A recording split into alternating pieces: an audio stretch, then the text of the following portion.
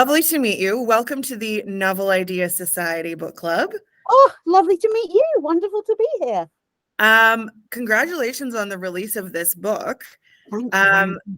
I know you've had a pretty crazy year I in have. general, Yeah. some ups and some downs. Yeah.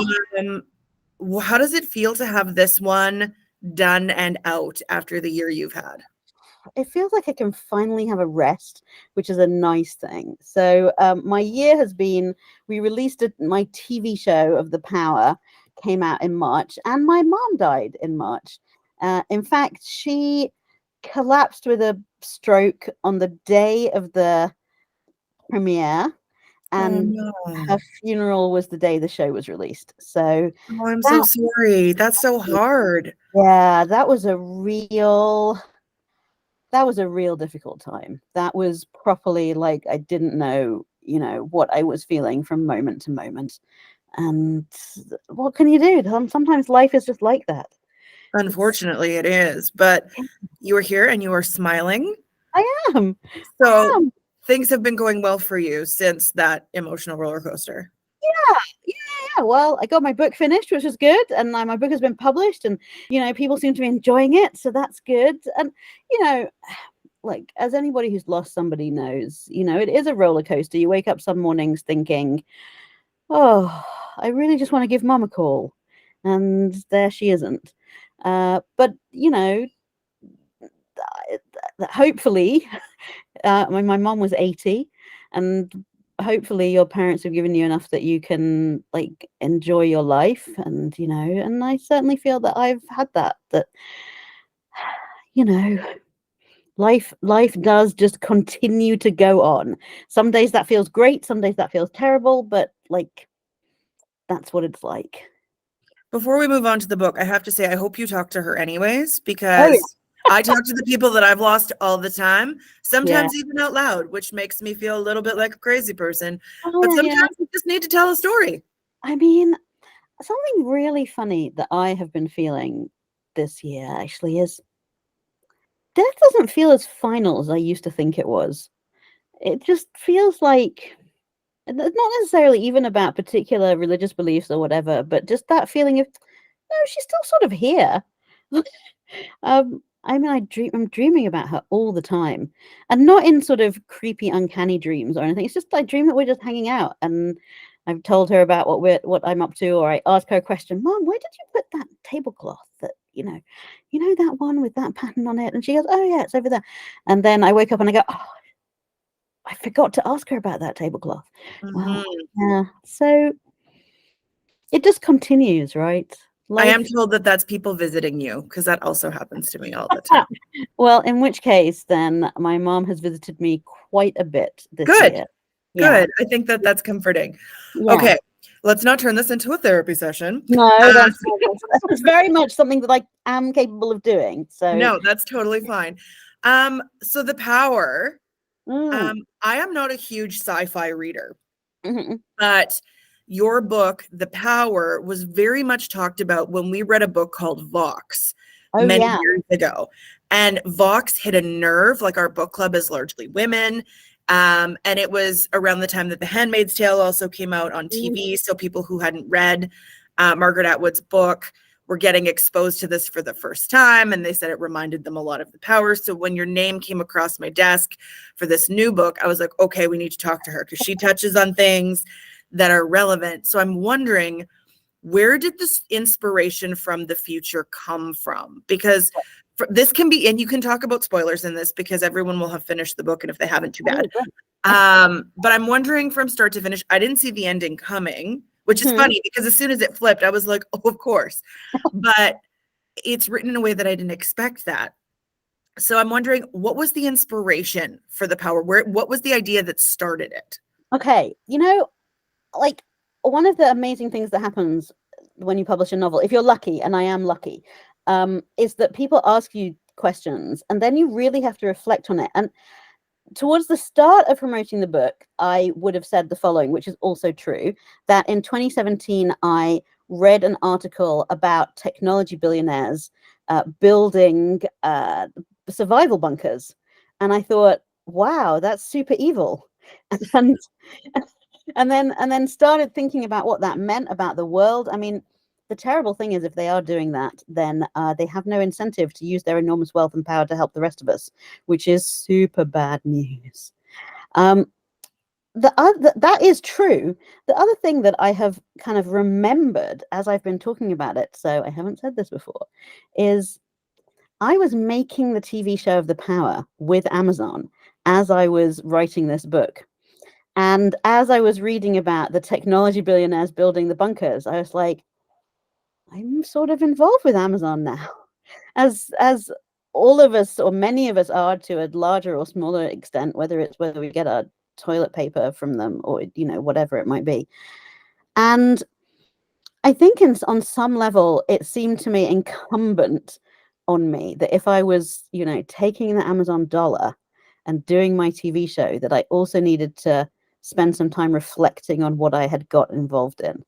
And the more I reflected on it, the more I thought, oh, I have something to say, not just about that company, but about how all of this system is working now, how these enormous companies have come into being, how this enormous wealth has happened and huge amounts of power. It's as if they discovered a new chunk of land and took it, claimed it, and now we're all going, oh, we seem to be the tenants and you guys are the landowners. How did that happen?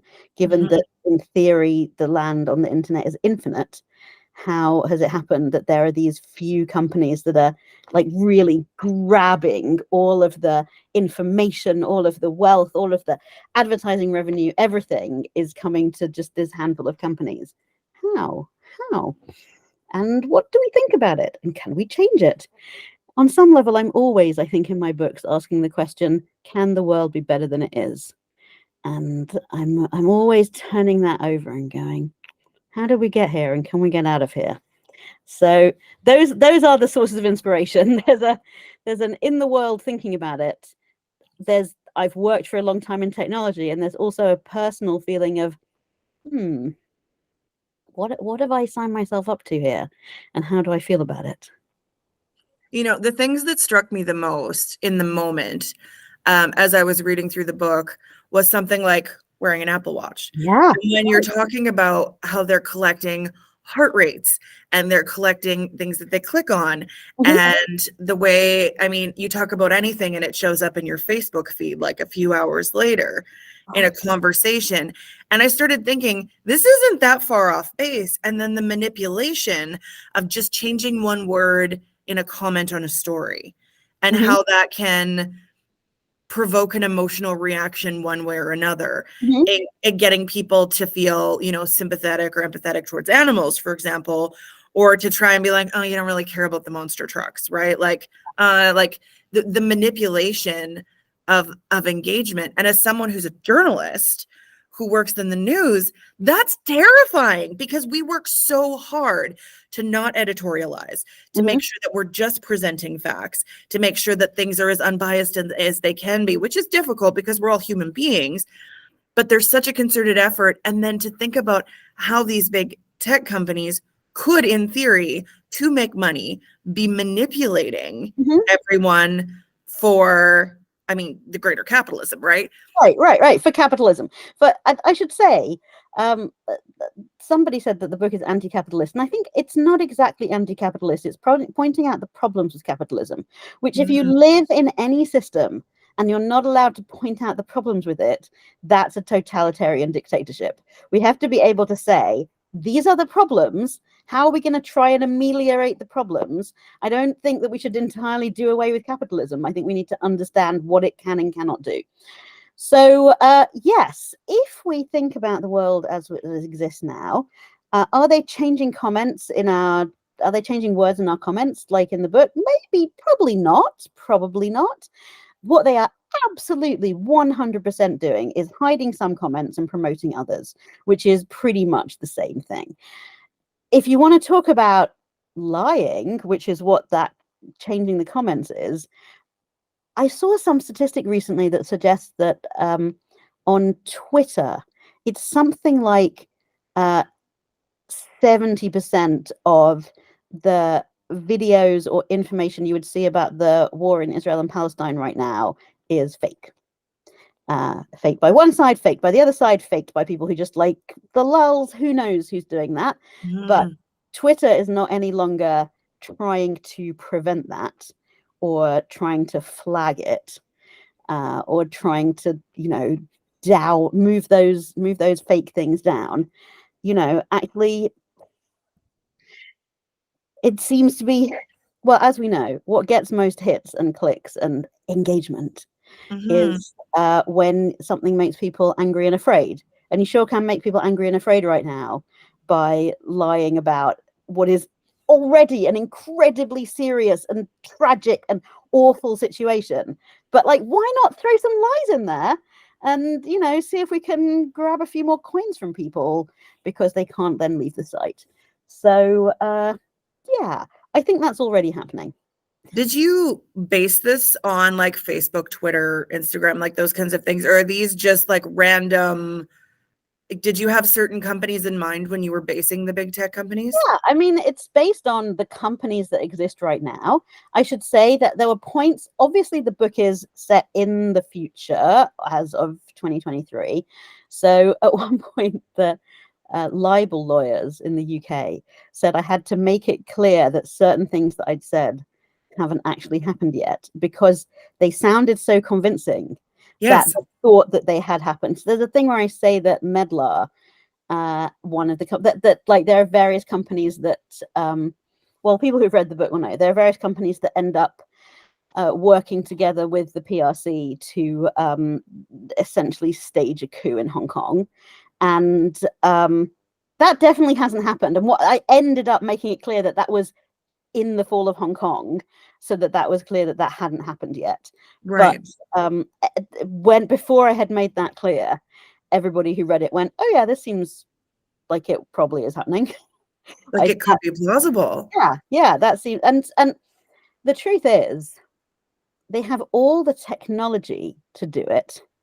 There are not really laws restraining them from doing it, because they could claim that they just have to obey the law of whatever country they're in. The reason they're not doing it right now is, I guess, maybe if they're not the things they're not doing, maybe is because there's somebody working there who has a kind of moral feeling about it, or because they feel like if it got out, it would be terrible press for them. Those are not good enough protections for us in the world.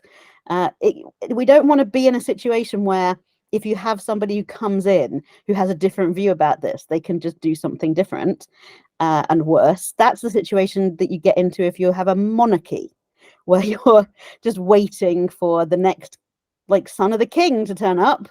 And then, well, if the son of the king's a good man, then we're all fine. And if the son of the king is a terrible man, then we're all screwed. Am I allowed to say screwed? You can swear if you want. Right. Even. Amazing. You're good. Amazing. You're totally fine. Yes, so I know we talk a lot about capitalism, but this book is largely about social media and the internet, like more than anything. I think of when she froze the lady with the poison, and she's searching the internet. I've been in instances. I even think back to. Have you been pursued by an assassin through the? No, but I think of times where I've been in weird situations. Like I was in Ireland, strangely, at the Guinness storehouse, and it was evacuated. Wow. And it was right when the Queen was coming for the first time to Ireland since everything had happened. And I was a journalist then too. And I was there with one of my friends, and I was the whole way down the stairs. I was like, what is going on? Blah, blah, blah, blah, blah, blah, blah, blah, blah. But like there'd been tons of threats from it's IRA, right? The IRA, like IRS is American, IRA. Yeah. There'd been a whole bunch of different bomb threats. People yet. There's no actual, like there was no actual bombs, but there'd been tons of threats in Ireland because the Queen was coming. And she was like, just stop asking questions as we're like running down the stairs. And I remember that for the rest of the trip, I kept Googling, like, are there stories on this? And there was one tiny mention of it, but like the whole building had been evacuated. And I thought that was so crazy that there was no mention of it. So I had that similar, as I was reading about, she's like, tell me about this story. I mean, nothing happened and we were fine, but those things actually happen where like bad things happen and there's just no stories about it. And as a journalist, I'm like, ooh, what is happening here? But everything's so different culturally from country to country and threat to threat Mhm. that sometimes we don't even know Mhm. about things Yeah. that have happened and it's long gone. And these things are so important to people as they happen to them, but it didn't even make the radar. Right. And there is something that we're talking about there about what the nature of truth, right? Like what comes above the line where we find out about it and that becomes part of our story of the world. Okay, I'm going to be incredibly pretentious right now. So Tolstoy talks about this in War and Peace, where he says, in order to understand why anything happens, you basically have to understand what everybody involved in that was thinking and saying and doing. But we are not capable of understanding all of those things or holding it in our heads. So we make up stories where we say things like, oh, this great man did that, and therefore all of this happened. So he's saying all of history is on some level made up, and it's worthwhile every now and then stepping back from whatever we consider to be the news agenda, and particularly when the news agenda is set by social media, and to go, okay, this is not the whole truth. This is a partial truth. There's a sifting system that has gone into telling me this story. And what are the values of that sifting system? Now, the values of the previous system before social media, before the internet, were values well, you could go to journalism school and learn what those values were. And we might disagree with them. We might say this puts too little emphasis on ongoing tragedies and too much emphasis on new exciting tragedies, we may say. But these days, what is the system that's sifting out the news for us? It's clicks. It's what can you get people to look at for the longest, which it's not even something you can go to journalism school for. It's literally they've got an algorithm that has gone, please prioritize the things that keep people on our site longest. That, I think, is terrifying. And if you had put that into a novel 50 years ago, people would have said, what is this horrifying dystopia you're writing about? Sometimes I think it's an incredibly helpful view of the modern world to understand that we're already, in some senses, living in a dystopia. And we need to be able to imagine that at least that it could be different. I'm a great believer in this, actually, that a huge amount of human freedom can be gained just from saying, I see how this could be organized differently. Mm-hmm. Once you've done that, then you go, okay, so that what I live in is contingent and I can work towards something different, or at least in my life I can try to embody something different. But if you just think, well, it has to be this way, this is just what it is, then nothing ever changes. I think that is the hard thing about being a journalist, particularly if you grow up in one community where things are always one way, and trying to see it from.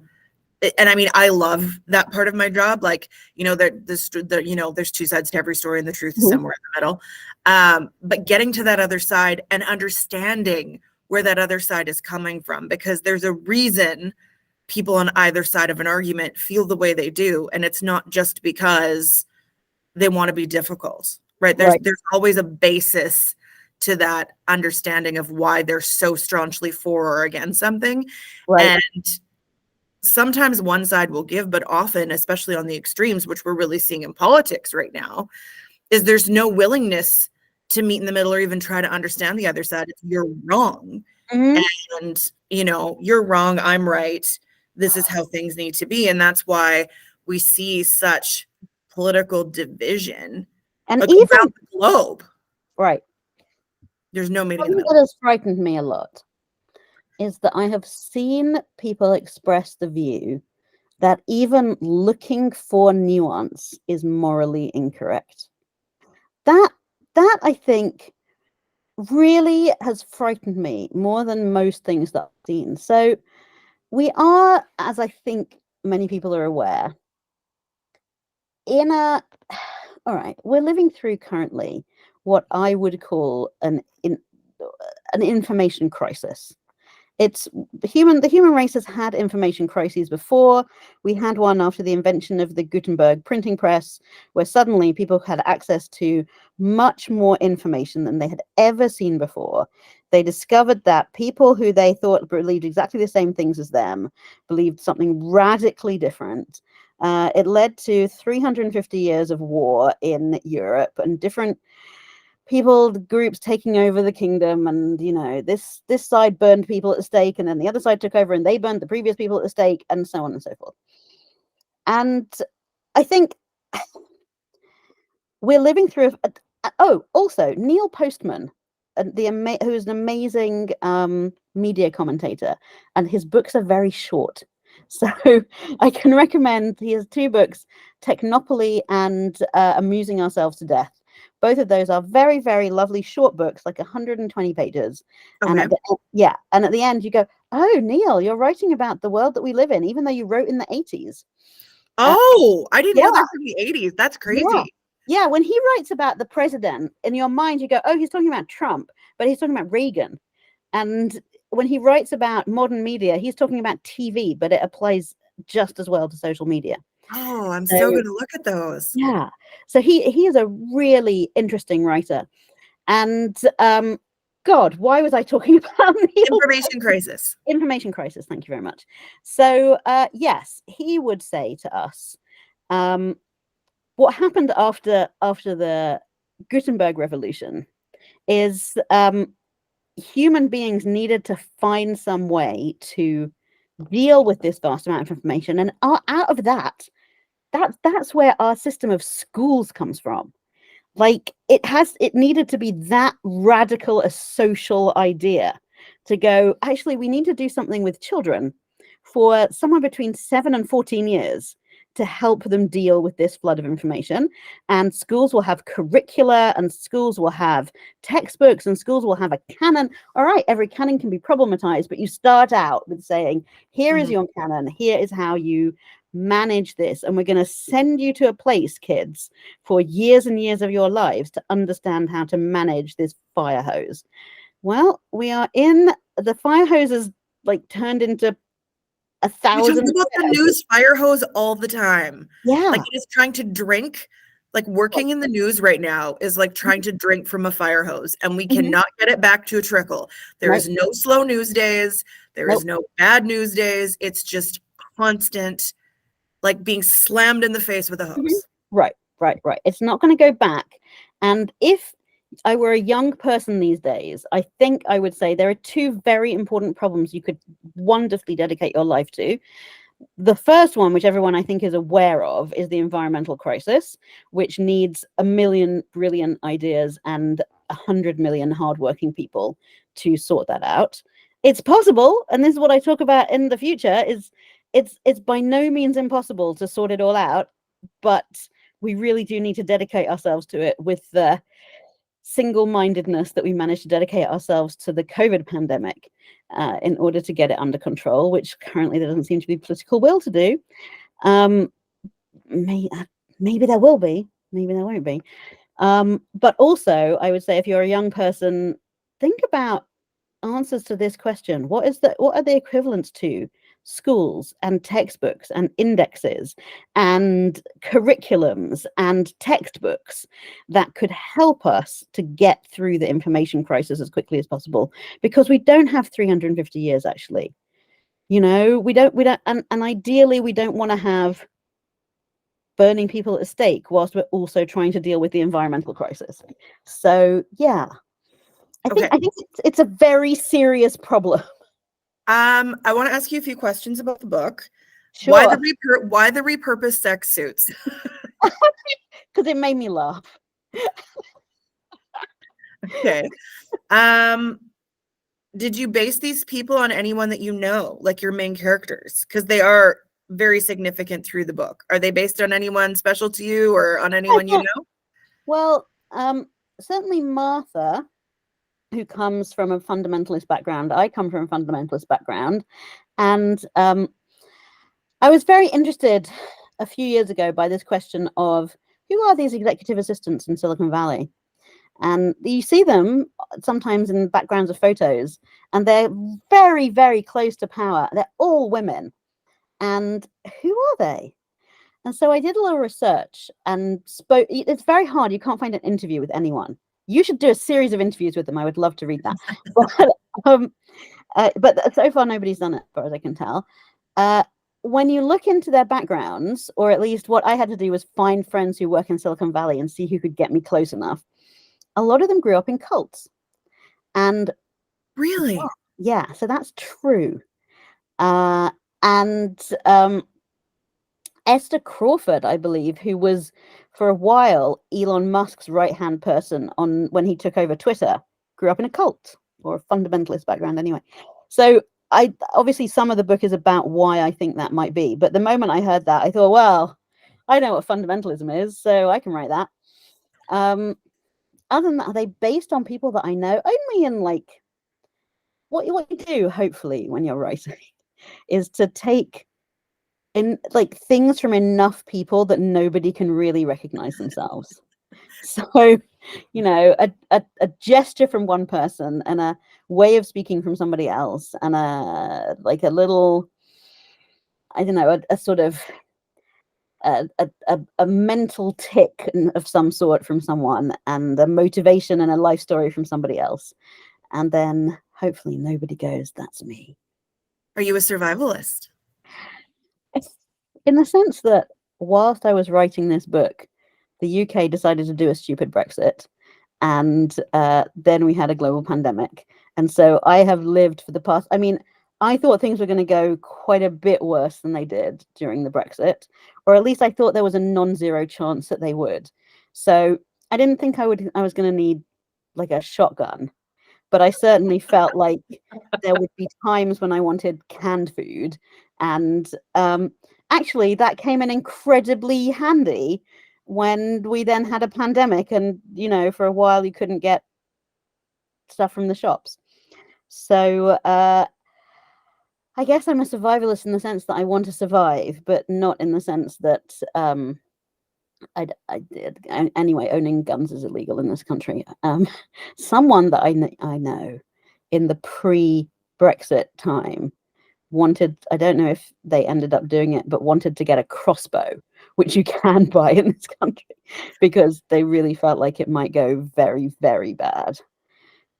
When you're talking about the canned food, do people actually eat cream corn with vanilla wafers, or is that just some gross thing you came up with? Because that's some gross thing I came up with. Okay, I was like, is this a thing in Britain that I just don't know about? No, that is not a thing. I mean, I'm sure somebody's done it, but I was trying to come up with the most unexpected thing where you could watch somebody eating something where you go, look, that's clearly each component is a perfectly reasonable food component, and yet together, that's just very wrong. When you flip the switch at the end to say, like, this was planned. Yeah. This was did you know you were going to do that from the get-go when you set out to write this book, that this was all going to be an orchestrated, screw these guys, I'm going to find a way to ditch you on an island? Mm-hmm. Can I also tell you a thing? I gave an interview to the New York Times in like 2020, and I said that I was writing a novel about a pandemic, which in some ways I was, obviously, because, you know, and it was quite bad. It used to be that the novel had much more pandemic at the start, or it used to, and then there was an actual pandemic, and I thought, nobody wants to read about this. We lived it. No one wants this anymore. But yeah, I deliberately gave an interview where I made it sound like it was a book about a pandemic, so that people would, like, even if they went and Googled stuff, they would find me talking about how it's a book about a pandemic, so that they wouldn't know about the ending coming. Yeah. That's so great. So when you write, are you a plot it all out, follow an outline kind of girl, or are you, where does the road take me? All right. Yeah. I'm the one book that I tried to plan out, I really screwed myself, because if it's planned, then I bore myself whilst I'm writing. Yeah, I tell you what, I can plan my games writing. That's quite a meticulous job. It's a different kind of job. And it's less I don't know, intensely psychological somehow. It's more like it's nuts and bolts. It's getting a machine working in the correct way. Like, Mhm. but so the big twist I knew from the first concept I had of the book, that it's sort of a book about the ways in which your technology can lie to you. And there are a lot of different instances of that in the book. And if you're sort of reading it with that in mind, if you go back a second time, you'll see that I gave you lots of clues about the fact that technology can really lie to you. And as we Well, see, even just when she's in the suit and she right, says, "Did you give them all the same option yeah. to fake?" And she says nothing. And she says, "Don't lie to me." And she says, "Yes." And she said, "Did they take it?" And she said, "I can't tell you that." Um, I'm just so delighted with myself. yeah, no, it's really good. I would say it Um, seems as if about 1 in 10 people guess it before they get there. And I feel very comfortable with that number. Like, you mm, don't want something that nobody guessed, because if nobody guessed it, then it's too implausible. But 1 in 10 is, I think, like dead on. Is sort of, yeah, some people who have particularly devious minds will guess it, but everybody else will get to a certain point, turn a page, and go, "Oh." I mean, that's a fun pleasure. And I hope that at a second read, you'll be able to look through it and go, "Oh, I see how this works." Um, so for example, in that first chapter, when Sella and Zimri are having their, well, he thinks it's their last.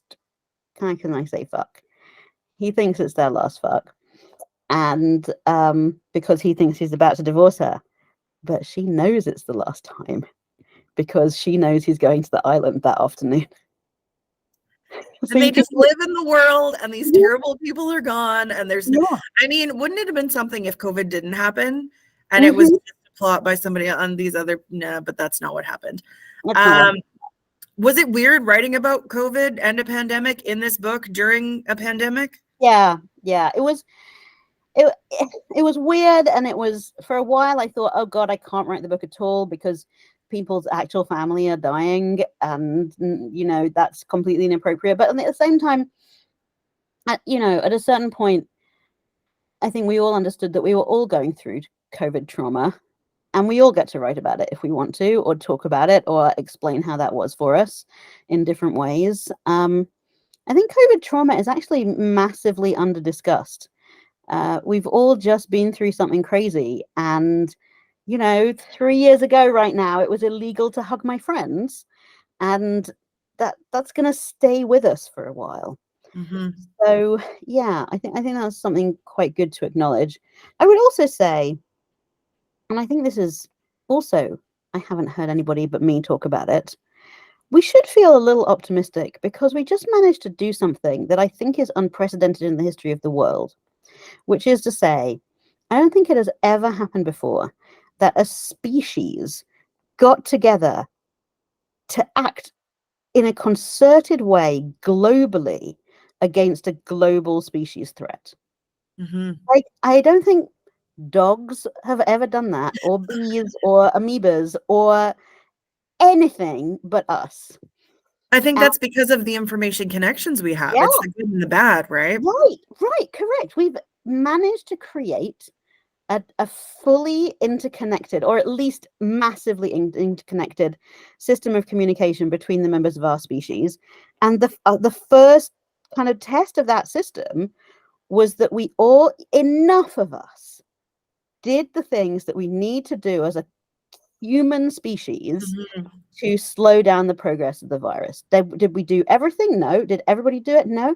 Enough of us were community spirited and species spirited enough to do it that it was not as bad as it could have been.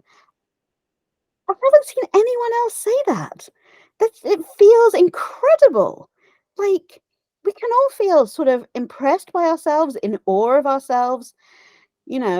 What has happened in the past. I mean, God knows, human beings are capable of doing awful, brutal things. We know that. But actually, the first action we took as a global species has been pretty good. I think we can also feel pretty good about ourselves that although it's, getting on for 100 years since somebody came up with a nuclear bomb, still nobody has, started Armageddon. So, although of course, don't want to forget about the fact that 2 nuclear bombs were dropped, but like having seen it, nobody else seems to have been willing to do it. Look, I'm not a cockeyed optimist, as I hope people can tell from the novel. Mhm. But I think that absolute despair and cynicism about human beings is also a kind of mental laziness. We have to be able to say, yeah, these systems do terrible things, but also look what we just did. I want to ask you before I let you go, because I know you have another thing you have to get to. Yeah. I want to ask you about your friendship and your mentorship with Margaret Atwood. Oh, yeah. How you are not in the same place, you are not of the same generation. How did you end up with Miss Canadian Treasure? Yes, a great Canadian. So we were placed together by a mentorship scheme, which is run by Rolex, the watch people. Oh, okay. Yes, Rolex. And, they have a wonderful thing that lasts for a year where they're very exciting, brilliant, creative geniuses mentor younger creators. They have incredible people. Martin Scorsese did it. I think Lin-Manuel Miranda's just done it. Anyway, lots of incredible people have done this. So we got paired up for a year. It was fantastic. And, this doesn't always happen, but we have remained very close, good friends. And I love her very much. She, I think, many years ago, when she was a young woman, she worked as a camp guidance counselor at a camp for Jewish teenagers, where her job was to introduce them to the natural world. And sometimes I feel like when she met me, and there I was, like an ex-Orthodox Jewish girl from London, she went, "Okay, I know what to do with one of these." And so I've seen a lot of the Canadian wilderness with her, which has been extraordinary. I've been to the Torngat Mountains. I've been to Kuujjuaq. And yeah, go and see Canada. Canada's incredible. Your country is amazing. I feel spiritually somewhat Canadian after having, spent several years traveling around to various places with Margaret Atwood. She's extraordinary, of course. And, I was just saying to a friend today, I was lucky enough to see Margaret when I was in Canada for my book tour a few weeks ago. Mm-hmm. And I discussed my new book that I've just started working on for about 20 minutes with her. And I said to my friend, yeah, in 20 minutes, she gave me a better piece of advice on it than my editors have. And I thought, well, that's probably not surprising, is it, actually? Because it's Margaret Atwood. Yeah, because if you do get to spend 20 minutes talking about your novel with Margaret Atwood, probably that's going to be incredibly useful. Has she changed anything about the way you write? Anything about your process or the way you think? I think she certainly changed some things in the way that I approach thinking, which is she is always like very keen to point out the ways in which maybe we can oversimplify. And I noticed that when she gives interviews, an interviewer will ask her a question and she will immediately come back and say, come on though, what how are you defining this? You've got to think about, is it this or is it this? And spending time with her, I've definitely developed more of that myself. That kind of, I put this in the power, and I also think it very strongly. However complex you think things are, they are more complex than that. And reaching for easy answers is a way of letting yourself off the work of thinking and the emotional work of uncertainty. So stay with the uncertainty for a bit. Stay with the complexity. Don't try and make it resolve too quickly. What are you working on now that you can tell us about anyways? Well, I'm working on a new book, which is, I didn't expect to be writing it, but it turned up. I thought it was a short story, but it's turned into a book, which is narrated by me. It is a book about me in the year that my mother has died, And also, a strange new animal has appeared in the United Kingdom. So, it's What yes. kind of animal? Well, I'm Is not it going fluffy? Is it cute? it's Is kind it of it's scary? not good-ish. It's small. It's like the size of a fox or a badger. Okay. So Okay. and it's suddenly become very ubiquitous. You see them a lot suddenly. Okay. So So this isn't like a scary dinosaur horror movie. no, it's not a horror movie. It's yeah. I don't know why those two things go together, but this is what I mean. I sort of fling myself into the ocean of a book. I have some ideas of what's going to happen, but I don't know the whole thing. And then Okay. I get to enjoy the journey along with everybody else. What's the best book you've read lately? Oh my gosh. What's the first thing that popped into your head? All right. I read a book by C.S. Forrester, which is called, oh God, what is it called? I've got it on my bookshelves. It's called something like Payment Deferred, Okay. which is, all right, in the first chapter, it's a book from the 1920s. In the first chapter, it's about a man who's like, he's short of money. He's worrying about every penny. His wife is spending too much. He's anxious about it all the time. What's he going to do? And then a young man turns up at his house who turns out to be his sister's son, who he hasn't seen since he was a tiny boy. That his two parents are dead, and this young man has inherited a fortune and is carrying an enormous amount of money in his wallet. And he's just arrived from Australia. Nobody knows him here. And in the first chapter, the guy kills him. Oh. And then the rest of the book is about how that plays out. Oh, wow. And it's a real, like, I don't understand why it's not a movie. It's great. What author would you recommend to people right now if they're looking for, I mean, it's Christmas time. People are talking about, you got a little time over Christmas. There's a little glowy tree going on. Right. Okay. So I really enjoyed this year. I really enjoyed Yellowface. Oh, it's so good. Yeah, So that's on the nose. That one is so on the nose. yes. It's as intense as an internet drama, like following along with an internet drama. And I don't know what I was expecting, but it gets to a really good place where you go, oh, this is actually incredibly insightful about where we are right now. And I really enjoyed it. What else have I read? Do you know, I'm going to tell you a book that I haven't read, but I'm looking forward to. Can I do that? Yes. There's a book that I just read a review of where I was like, I don't know who the author is, but the book is called Whale Fall. And it's about a man who falls inside a whale. And it's like recommended as a thriller. I'm so excited about that. As you can see, I love an interesting premise. You read everything then. You don't just read what you write. You read everything. Yeah, no, I read everything.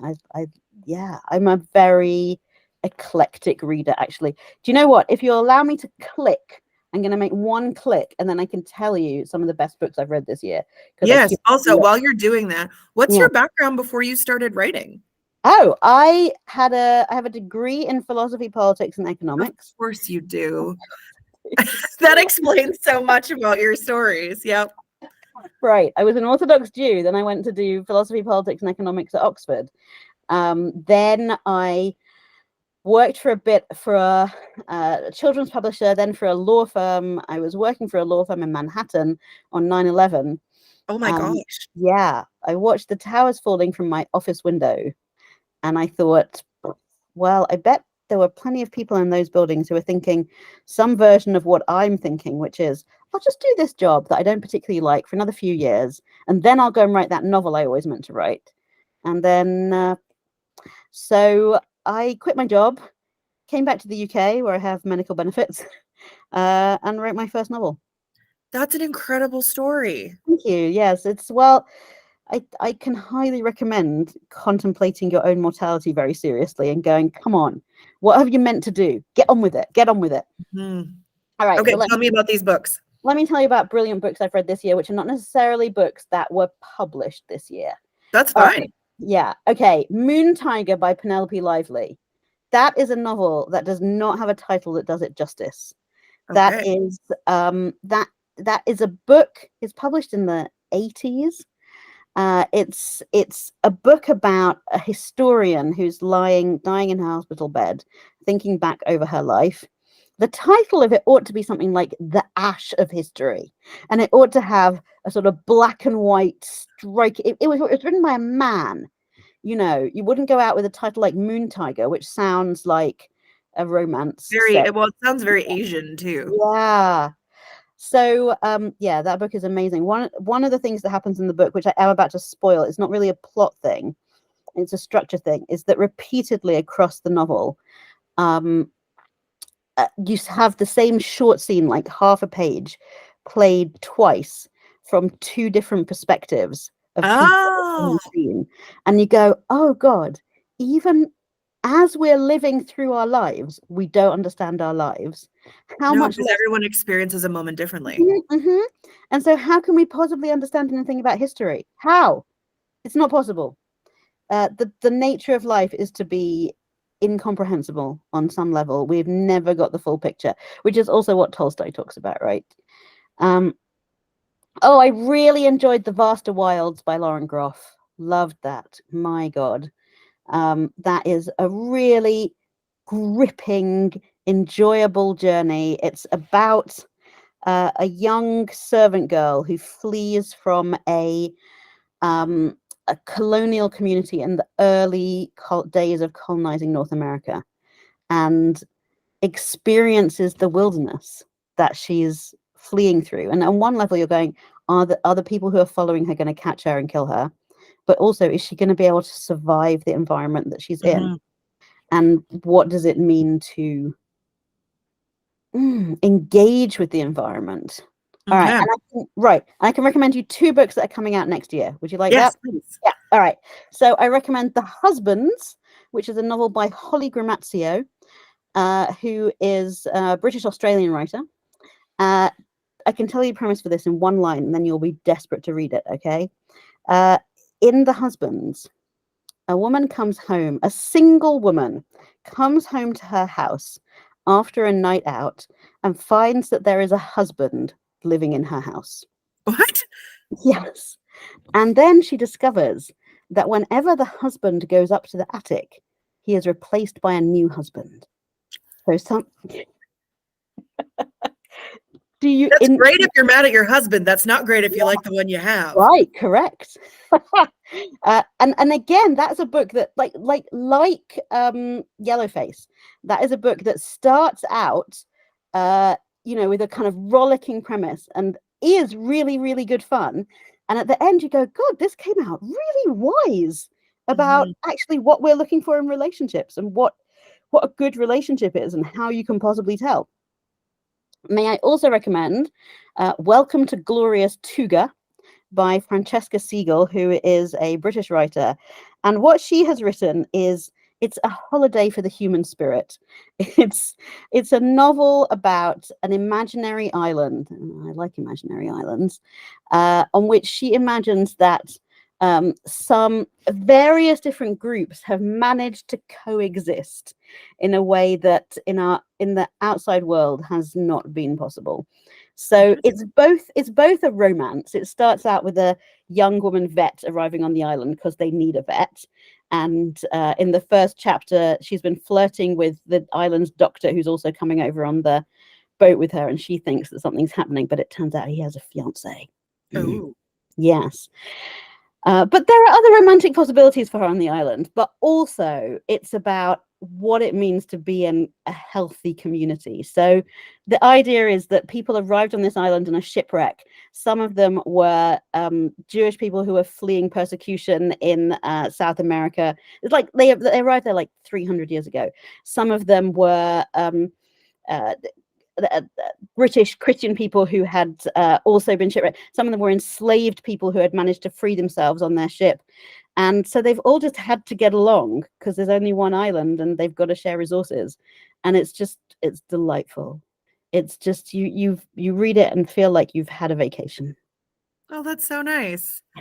Well, this has been so lovely. You are a lovely conversationalist. And I can tell you have a background in philosophy, and now I'm going to think differently about everything, including my stupid watch, Right, for the the rest stupid of watch. time. Yeah, good. But thank you so much for your time and for being here. I so appreciate it. Oh, well, thank you. Let's do it again sometime. Maybe when Okay. I finish the book about the strange new animal.